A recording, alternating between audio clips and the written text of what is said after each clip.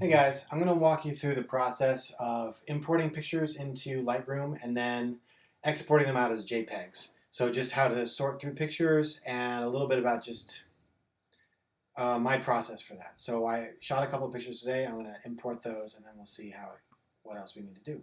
All right, so the first thing, this is Lightroom. You got various modules up here at the top: library, develop, map, book, slideshow, print, and web. I almost never use anything but the first two.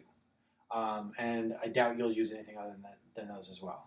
So we're just going to stick with library today. Later on, we'll get into develop and stuff like that. So once you get into Lightroom, you stick your SD card or your compact flash or whatever it is that you've got in your computer or in the adapter for the computer, and then you hit this import button down here.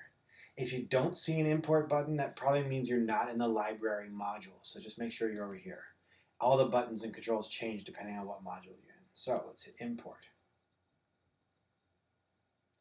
Now, what this does is it shows you these are places where files can come from that you're going to want to import. It defaults to a memory card if you stick a memory card in there. So right now it says Nikon D810, which is mine.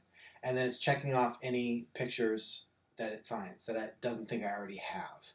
So over here are where you have options. I like to build previews one-to-one, which means that when you zoom in to check the focus, it doesn't have to wait, and it's faster. I can get a way more detail on that, but for now, I think that's probably your best option is one-to-one. It takes longer to import, but once they're in, you can flip through your pictures faster. You can make a second copy if you want. This check don't import suspected duplicates. That's like if you did a session, imported everything, and then didn't delete them off your card, shot some more pictures, and then try to import again, it'll look to see whether those pictures that you didn't delete off your card are already on your hard drive. If they are, then it won't copy them. So I always have that going. You can add it directly to a collection. We'll get to that later. You can make collections to keep track of your stuff. I prefer to just tag for the most part. Develop settings. I have a raw kind of preset that I use. For the most part, you don't have to worry about that much. Leave it alone. So keywords. I do add keywords right away. That's so you can search for pictures later on. So these are personal shots. They're not for school. They're not for my portrait kind of shooting thing. Marcus, that's my son. Marcus Worden. See, it already knows I've got those tags. It starts to populate them up. Book, reading, garden. Anything that I think will help me to remember what this is. Front yard. Grays Lake, Illinois. And then I just hit enter. And you can hit enter again and it'll do it. It'll start to import, but let's not do that. Let's make sure you're going into a subfolder and then the destination organized by date, so that basically what it's doing is on your hard drive it makes everything by the date. So I've got a 2018 folder right here, and then it's got each day that I imported new pictures, they go into a folder there. So it's just going to go automatically to pictures and date format 2018, 823. If yours doesn't look like that by date, you can just kind of tweak it until it does that. And the idea is that you have a very clear, I got my 2013 pictures, 2015 pictures, 2016, 17, 2018. A lot of these are already taken off to an external hard drive because my internal thing gets just bogged down. So I set where I want it to go, and I've set what I want to tag it with, and don't import suspected duplicates, and one-to-one previews. So that's what we're going to do to import. Lightroom organizes your photos in different kinds of ways, so you can look at them by date and all that kind of stuff, and Lightroom knows where they are, but it's kind of nice to pay attention to where the actual file is going, so that when you set it out to like move something on your hard drive from one hard drive to another, you can follow it without just going through Lightroom. That's why I always try to make sure that I've got that year and month and day kind of subfolder set up going. If you don't get it set up quite that way, it's probably not the worst thing in the world. So now if you look in the upper left-hand corner, it says 2 operations in progress. One is almost done. That's importing the pictures. The second one is going to take a little bit longer, and that's creating previews. So what a preview is Lightroom doesn't edit the picture itself. It makes like a preview of the picture to show you what changes you're making to it, and then you export a copy of the picture. So the preview's got the changes, but the original picture never gets changed, which is really good because that way, if you do some stuff when you're developing and then you look at it 2 years later, you're like, oh, that looks like garbage. you can always go back to the original version of the picture without any loss. Remember that when you're changing, it's called this non-destructive editing. So when you're making changes, you're not actually changing the picture. You're changing like a preview of the picture. So it looks like the picture and stuff, but it's not the original. So you don't have to worry about screwing up your picture. As long as you don't delete it, you're in good shape. So that's when you have a one-to-one preview, you're making a preview the exact same size as your picture. So like when you zoom into a pixel level, it doesn't have to re-render that.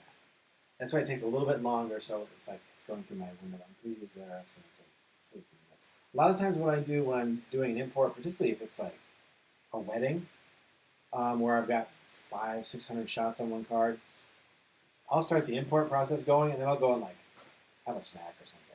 Like sometimes it takes 15-20 minutes just to get them through. 49 pictures I'm hoping isn't going to take too long, although this D810 that I've got, it's a little bit slower than I'm used to, even though I've had it for almost a year now. Just the 36 megapixel pictures just takes longer to work with. While that's going, let's just kind of review some of the other stuff here. So this is where it shows, now that I'm done importing, this shows the actual folders that pictures are in. So there's like one picture in March 18th, 2 pictures in March 24th, 2 pictures in March 30th. Those are all folders that I already copied over to another hard drive, and then pictures ended up in them later on after I copied them over, and they tend to just kind of hang out there. A lot of different ways to view your pictures. You can go straight to the date by folder there, and that's fine. Right now. Or you can go to, like, if you go to all photographs up here, it says that I've got a library of 69,733 pictures. So you would go to that, and then you can start to look for things by attribute. Let's click on that while it's importing. See. Okay, so I can filter out only pictures that have 3 or better stars. They've been edited or not been edited. Little tags I put on them. Text is where I can search by keywords that I put in, and I can change how the keywords work. If it's by caption, just keywords, anything searchable, so maybe it's the file name. Metadata, that's the one I most often use. I use a combination of metadata and text. Really. So I can look for, I'm back in the previous, so all photographs, if I go by metadata, then suddenly my whole library comes up. And I say, okay, I'm going to search by meta. It's running a little slow because it's building the previews.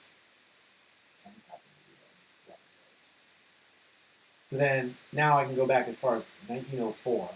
I think that's a picture I downloaded from the internet, like the original Antioch High School. But I can search by year, so I can open those up as a folder, kind of. And then by month, and even within that, like a week shot with a Canon Rebel T1i, or T3i, or T6. So these are all the pictures that I've ever taken. It's got every camera I've ever used to do it. Or I can say I can search by lens. So like I only want things that I shot with the 18 to 105 millimeter. I don't even know what lens that is. Yeah, I don't remember ever using a 18 to 105. I remember the 18 to 135. So different ways of doing that. And you can combine the two as well. So I can add text on top of this. I should be able to. Well, some of them you can combine. But I can search for things like, if I just want dog. So anything that I tag with the word dog should come up. Okay. Lots of dog faces. Wiener dogs, poodles, little labs. I have a lot more dog pictures than this, so obviously sometimes I was lazy tagging my pictures. They tell me that. But it looks like my import is done, so let's take a look at those. These are collections where you can organize the pictures into just specific things. You can see little previews in this upper left corner, so like, look at the faces of ACHS. Should show me various things. That was, we're trying to make that a hammock and style poster. So I'm going to go to previous import. Those are the 49 pictures I've done. All right, now if I double click on this picture, it shows me a preview. If I click on it in here, it zooms in to 1:1. And what I mean by 1:1 is that your monitor has a certain number of pixels on the screen. It's 1080p. It's like 1920 pixels by 1080 pixels. Your camera also has a certain number of pixels. They're not the same number. So if you're not looking at it zoomed in so that one pixel on your screen is the same size or equals one pixel on the camera, then any sharpening or like sharpness of the picture is going to be kind of the computer's guess. So whenever you want to check your focus to make sure that you actually nailed your focus on a picture, you zoom in and you go to the focal point and say, okay, is this actually sharp? Because sometimes it'll look sharp until you zoom in, but then it's not sharp. Some call this pixel peeping, and people get a little bit too uptight about it, and maybe the moment is more important, but I think it's fairly important to make sure your picture is actually sharp. This one is sharp and in focus, but it's just a test of the light, so I don't care about that. Now, in this mode, you can see there's like stars here that you can apply to a picture. You can flag it as a rejected picture, or you can make it a pick. There's different ways of sorting through your pictures, and it's kind of psychological. Some people say, okay, go through it first and just mark with a flat or rejected any of the pictures that you don't like. So I can flag that, rejected. X is the shortcut for reject on your keyboard. I use keyboard shortcuts whenever I can because it just speeds up the process. So I'm using the right and left arrows to go between pictures, and then I'm hitting X to reject them. So you can do that, and then you start to mark which ones you like best of the ones that are left. I don't do it that way because I have a hard time, before I've seen everything, saying what's good and what's bad. So what I do is I put 1 star on anything that doesn't look like garbage. And I just find that that's easier. So I go through a picture and I'm like, okay, that's kind of okay. That's basically all right. I'll give it a star. And just double check the focus there. Yeah, it's sharp on his eyes. It's kind of cool. With this shooting, I was trying to go through, and this is a little bit purple, but I think with a little tweaking, I can make it look kind of nice. I like the expression. Looks like it's sharp. I just go through anything that I don't hate, like that. I don't like that, so I'm just not going to put any tags on it. And I'm hitting 1 on the ones that I like. You can see down here there's a little 1 star, and then there's also a 1 star there. So anything that I kind of like, I hit 1 star. That's not bad. I like that. And I skip pretty fast through the ones. That's kind of a very typical Marcusy expression, so I'm going to keep that. I like that. It looks like he's having fun. The ones where he's showing me the books, I'm not as into that because it's picking up the light is very top down, so then the book becomes very glary. And even though it's kind of a nice expression in his face. Yeah, I like that. I'm pretty sure that's in focus. I was shooting it, you can check out your metadata over here on the right. If you set it to like EXIF, and it'll tell you like, okay, it's 50 millimeters, 1/250th of a second at f4.5. So, and ISO 64. So it's pretty easy to nail my focus at f4.5. If I was at 1.4, which I shoot at a lot, I might have a harder time. Oh, that's good. A good smile. He's enjoying it. I'm zooming out a little bit more. I don't know if you hear him in there. He's enjoying his TV show and just screaming away. And then I think I switched the flash over this time to the other side. So I was shooting flash. The flash is right over here.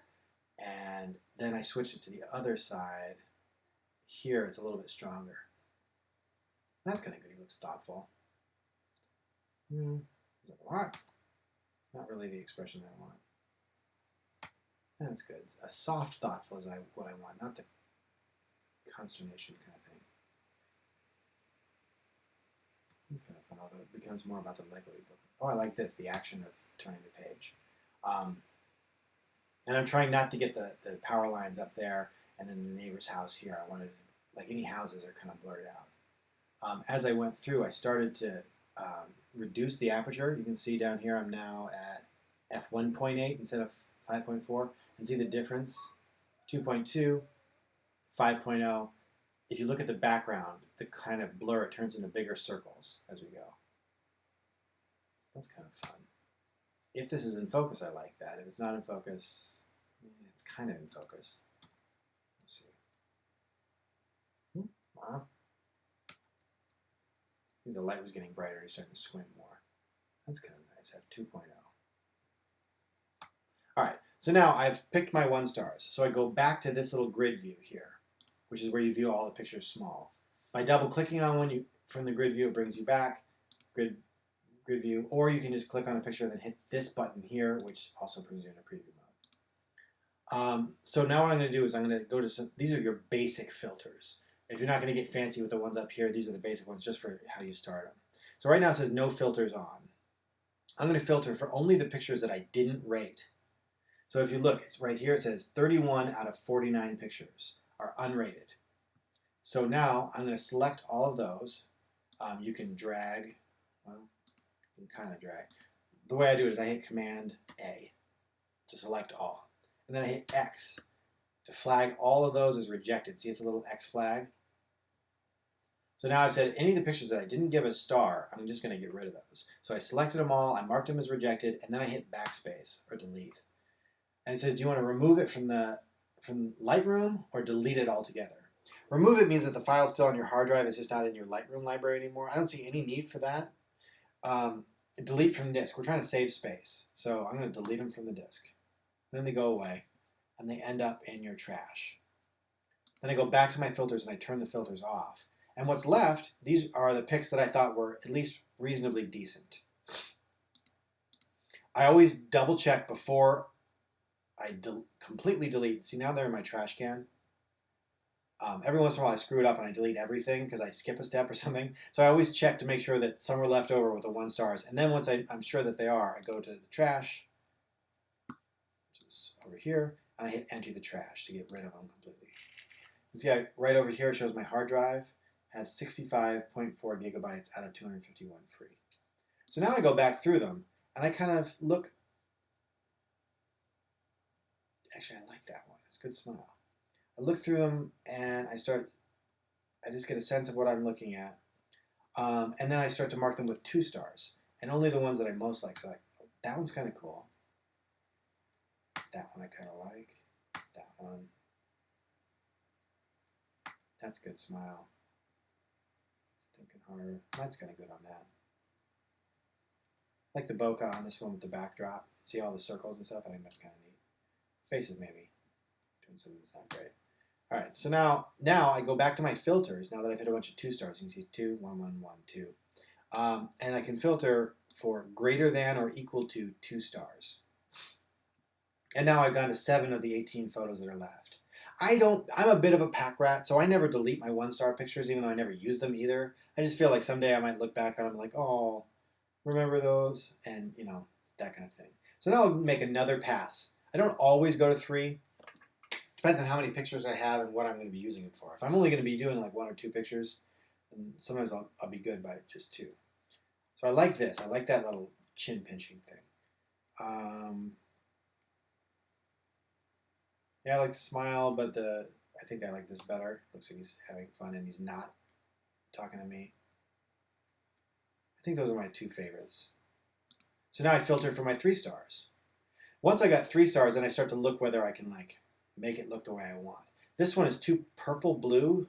It was foggy out and my lens was getting a little fogged. I'm going to go to develop and just warm that up a bit. Maybe we'll add a little bit. Right, let me see. Daylight. Maybe I had it set to auto now. Okay. That looks pretty nice. And I'm going to do a little curves adjustment.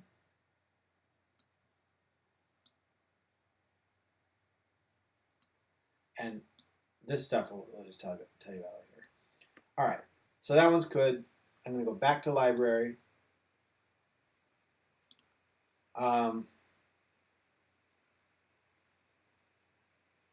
Yeah, this one's nice too. I'm just going to add a little bit more contrast through a curves thing.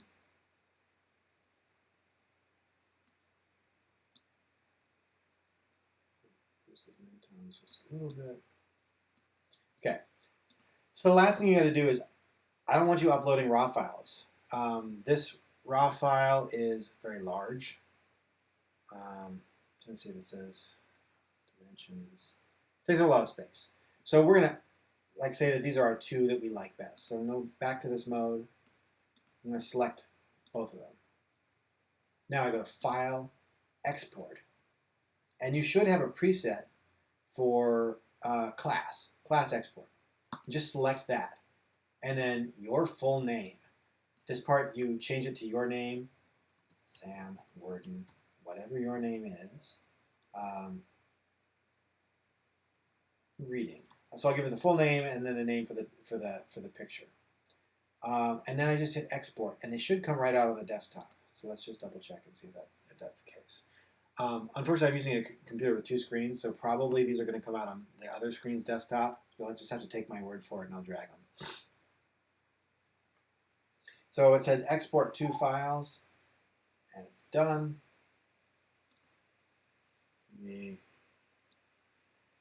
There's one, there's the other one. So now they're JPEGs instead of the raw pictures. So now I could send this JPEG to anybody, and they'd be able to see it. I could also go into Photoshop and start to sharpen it a little bit more. Probably before I would start to share these around, I would do a little bit more editing, but we're not talking about editing right now. We're just talking about sorting and exporting. Then you can just, if you go to Classroom, you can just upload it to Classroom just by saying Add File, and then you just drag the file in. So you can see those are the two pictures. They're kind of good. So yeah, those are the basics of Lightroom. That's not even that's a very small fraction of what Lightroom can do, but that's the first part that we're going to learn. I hope that helps, and I'll see you guys around.